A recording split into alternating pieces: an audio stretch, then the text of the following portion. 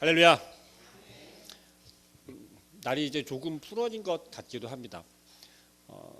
새벽에 나오다 보면 해도 제법 길어진 것 같아요.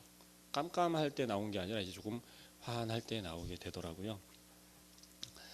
그만큼 이제 하루의 시간도 더 길어졌겠죠. 그 길어진 만큼 더 할 일도 많아질 것이고, 또 우리가 맞닥뜨리거나 또 우리로 하여금 고민하게 하는 일들도 아마 많아질 거라 여겨집니다. 그 가운데서도 불구하고 우리가 오늘 함께 나누고자 하는 것은 예수님께서 이 땅에 오셔서 무엇을 행하셨는지, 또 어떠한 상황을 감당하셨는지에 대해서 함께 나누고자 합니다. 지금 청년들과는 사도신경을 강의하고 있습니다. 지난 동계 수련회를 기도해 주시고 염려해 주신 덕분에 무사히 잘 다녀왔고요. 사도신경을 동계 때 끝내려 하였으나 제가 워낙에 이렇게 광범위한 분량을 준비를 하다 보니 한순간에 나눌 수 있는 분량은 아니어서 계속해서 나누고 있습니다.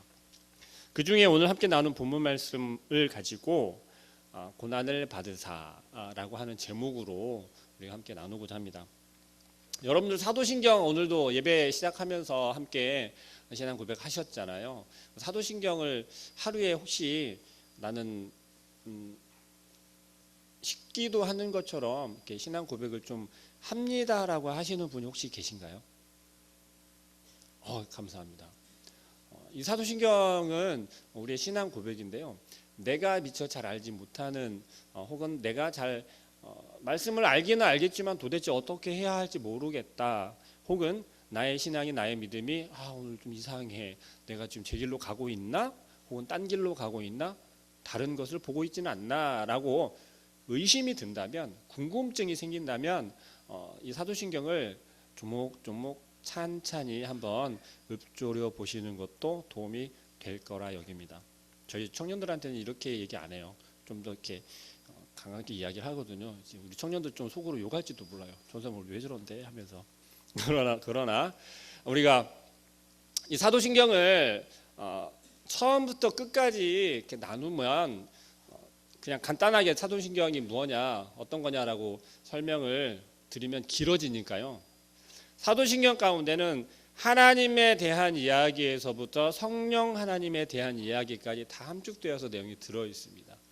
그렇기 때문에 우리가 신앙 고백을 한다라고 해요. 그런데 그 의미를 온전히 알고 신앙 고백을 하는 것과 그저 어떤 시 낭송하는 것처럼, 혹은 그렇게 읊조리는 분들도 있어요. 주문을 외우는 것처럼 하시는 분들도 있습니다. 그러나 그런 것은 사실 옳지 않고요. 우리가 한 번 정도는 사도신경을 깊이 묵상하고 도대체 그 내용이 무엇인지를 알아보아야 할 필요는 있습니다. 혹시 주기도문이나 십계명처럼 성경에 사도신경이 나오나 하고 찾아보신다면 절대 찾을 수 없을 거예요. 성경에 들어있는 내용이 아니거든요. 성경이 이야기하고 있는 하나님에 대한, 예수 그리스도에 대한, 성령님에 대한 것을 함축적으로 교리적으로 취약시켜 놓은 것이 바로 사도신경입니다. 그렇기 때문에 성경에서 사도신경의 구절을 찾으려고 한다라고 하면 볼 수는 없어요. 그러나 그 배경이 되는 말씀들은 많이 있다라는 것, 여러 가지가 있다는 것. 그 중에 우리가 함께 오늘 읽은 본문 말씀 이사야서 53장 이 말씀은 특히 예수님께서 고난 받으신. 자, 예수님께서 어디에서 고난 받으셨죠? 어디에서 고난 받으셨어요? 어디라고요? 안 들려요. 저희는 우리 청년들한테 들리게 대답할 때까지 계속 물어봐요. 오늘 예배가, 오후 예배가 끝나지 않을 수도 있을 것 같은데 예수님께서 어디에서 고난 받으셨습니까? 십자가에서 죽으셨죠. 고난은 어디에서 받으셨죠? 어디서요? 이 땅에 오셔서 고난을 받으셨잖아요. 이 땅에 오셔서, 이 세상에 오셔서. 너무 이렇게 막 디테일하게 막 그렇게 하지 않으셔도 된다는 것. 우리는 신앙생활을 예수님에 대해서, 하나님에 대해서 너무 세밀하게 알고 싶어라 하는 그런 궁금증들이 있습니다. 그러다 보니 잘못된 신앙을 가지기도 하고요. 그러다 보니 잘못된 사람들을 따라가기도 합니다. 그러나 하나님께서 우리에게 말씀하시는 것은 우리가 이해할 수 있는 정도를 가지고, 우리가 바라볼 수 있는 것을 가지고 신앙생활하라고, 하나님을 바라보라고 우리에게 허락해 주셨다라는 것이죠. 그 중에 오늘 본문 말씀이 이야기를 하고 있는 것은 딱 요 소절입니다. 그 본디오 빌라도에게 고난을 받으사 십자가에 못 박혀 죽으시고 그 사이 딱 그 한 절이에요. 그 한 절 가운데 저희 청년들이 지금 진도가 거기 나가고 있는 거예요. 네, 그래서 본디오 빌라도에게 고난을 받아 십자가에 못 박혀 죽으셨다라고 했습니다. 여러분들이 생각할 때 본디오 빌라도라고 하는 로마 총독은 좋은 사람인가요? 나쁜 사람인가요? 이 질문부터 하고 들어가 볼게요. 본디오 빌라도는 좋은 사람일까요? 나쁜 사람일까요?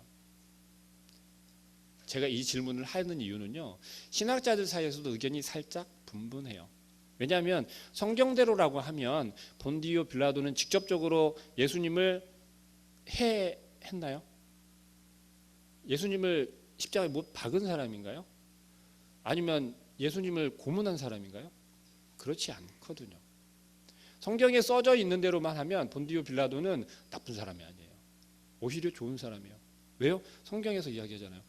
예수님의 너희들이 예수를 데리고 왔지만 죄를 찾을 수가 없다라고, 무지하다라고 많은 사람들 앞에서, 쉽게 말하면 법정 앞에서 이야기를 해요. 이게 가능한다고 생각하십니까? 지금 이 로마의 분위기는요, 큰일 날 분위기예요. 이 민심이 이들을 많이 움직였거든요. 근데 아무리 신문을 해보고 질문을 해보고 죄를 찾아보려고 해도 이 본디오 빌라도는 예수님에 대해서, 예수에 대해서 죄를 찾을 수가 없는 거예요.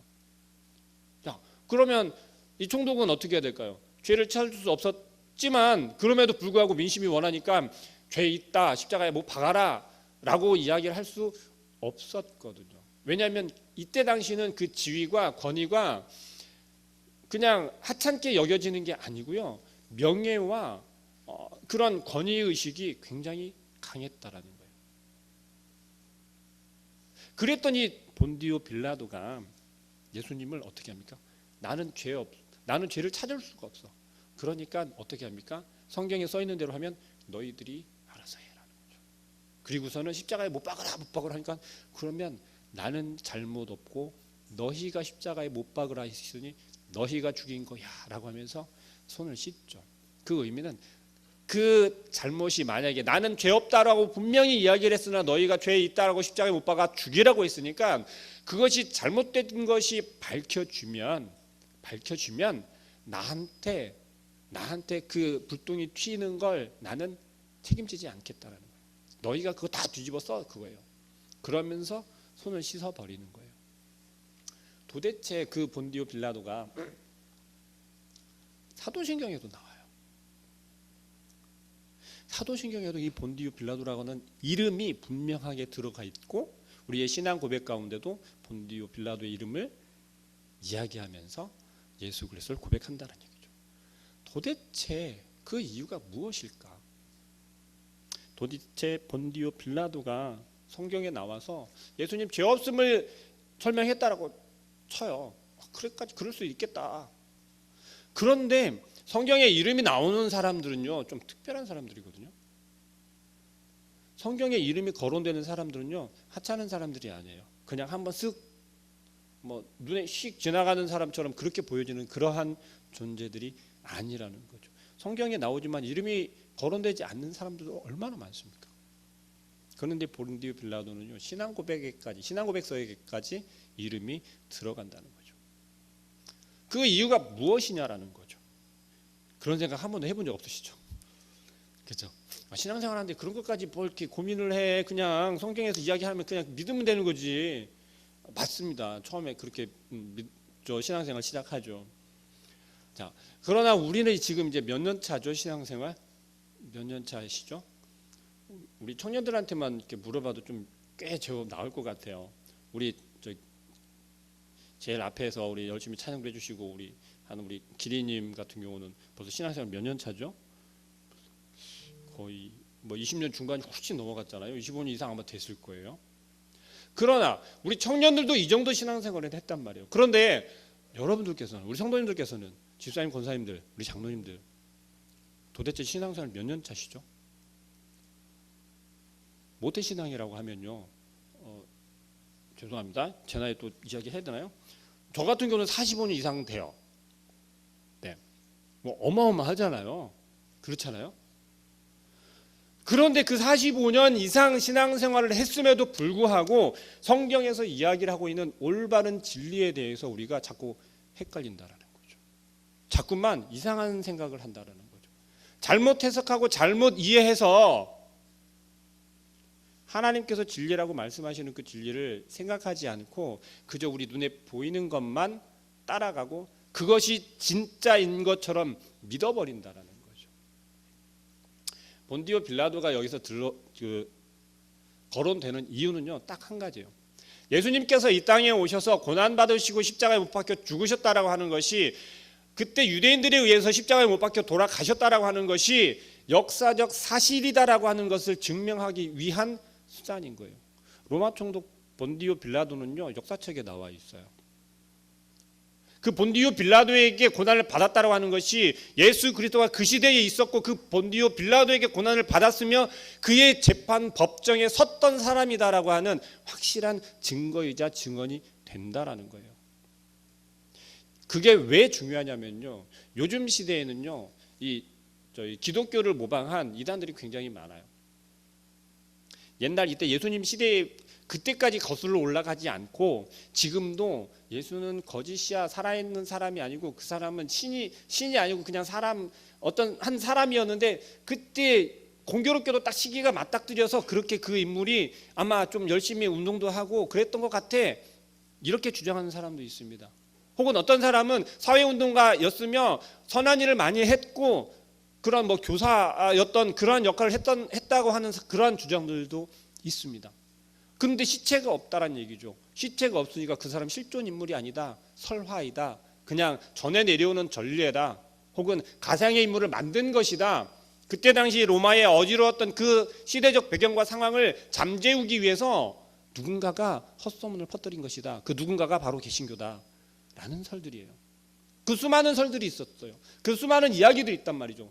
그런데 그 이야기들, 그것이 아니라 정말로 있었던 사람이고 정말 존재했었고 인간의 모습으로 이 땅에 와서 고난받고 십자가에 죽으셨다라고 하는 확실한 증거가 되는 게 바로 이 본디오 빌라도의 등장인 거예요. 성경에서 이야기를 하거나 나타내는 것은요, 하나도 의미 없는 것이 없다라는 것이죠. 우리는 도대체 알 수 없는 이야기인데 이것을 도대체 왜 여기에서 하고 있을까? 신앙 고백하면 되잖아요. 우리 오직 하나님만 섬기고 하나님만 바라보고 하나님께 우리의 마음 중심을 드리고 하나님께서 말씀하시고 명령하는 것을 지켜 순종하고 행하면 그 하나님의 길로 이끌어 주실 것이고 우리는 어디로 가요? 하나님 앞으로, 하나님 전으로, 우리 하나님 나라로, 다시 말하면 우리 천국으로 가는 거잖아요. 그냥 그렇게 우리의 신앙 고백하면 되잖아요. 그런데 구구절절 사도신경을 보면 12가지 항목으로 되어 있어요.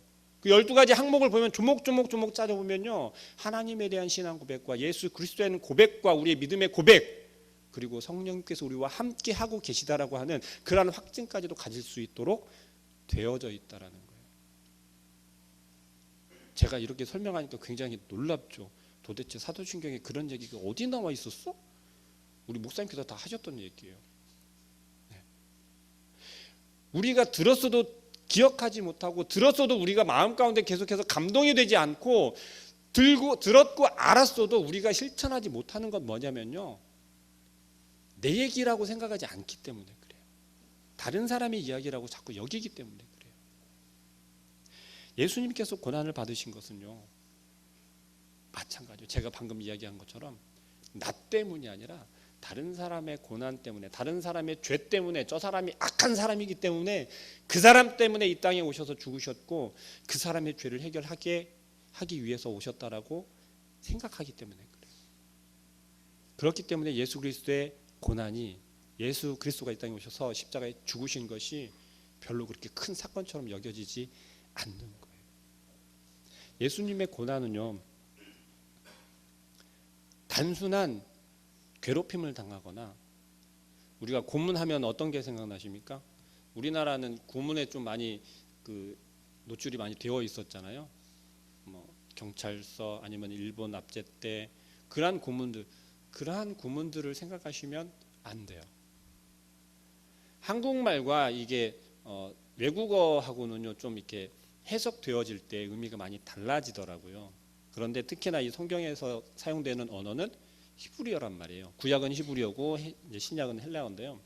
히브리어 원어에 보면요, 고난 당한다라고 하는, 고문을 당한다라고 하는 그 의미는요, 단지 우리가 뭐 채찍에 맞거나 아니면 매질을 당하거나 아니면은 좀 심하게 하면 뭐 이렇게 막 손도 뽑히고 막 이렇게 그런 게 아니에요. 그것이 의미하는 것은요, 고난이, 고문이 의미하는 것은요, 죽음을 의미해요. 엄청난 고통 가운데 죽어가는 걸 의미하는 그 표현이 바로 고난이고 고문, 히브리에서 이야기하는 고난이에요.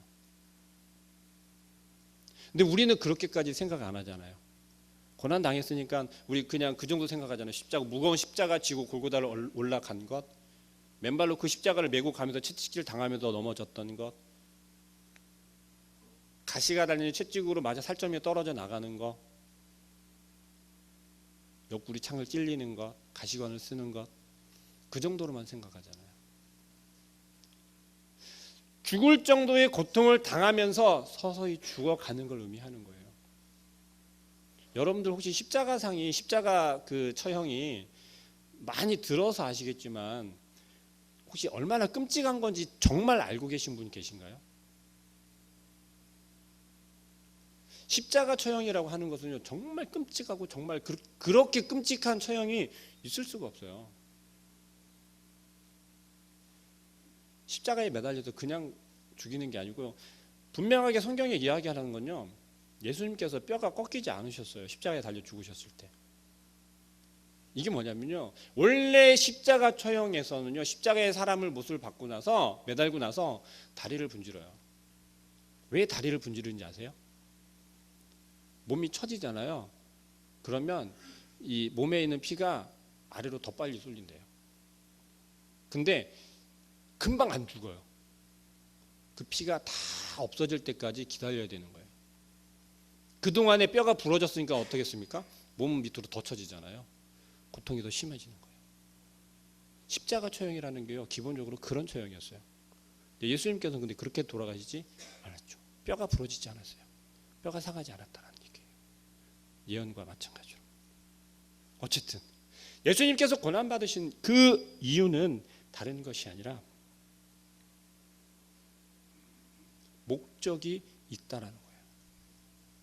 분명히 예수님께서 십자가에 달려 죽으시기 전에, 잡히시기 전에 기도하잖아요. 하나님께 기도합니다. 그냥 우리가 이해하기 쉽게 풀어서 말하자면 이래요. 하나님 아버지, 아들과 아버지 사이니까, 아버지, 제가 이 잔을 꼭 먹어야겠습니까? 너무 힘든데요.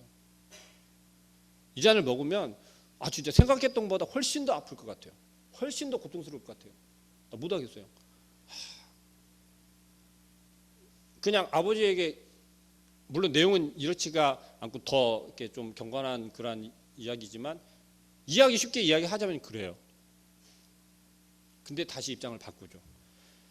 포기하죠.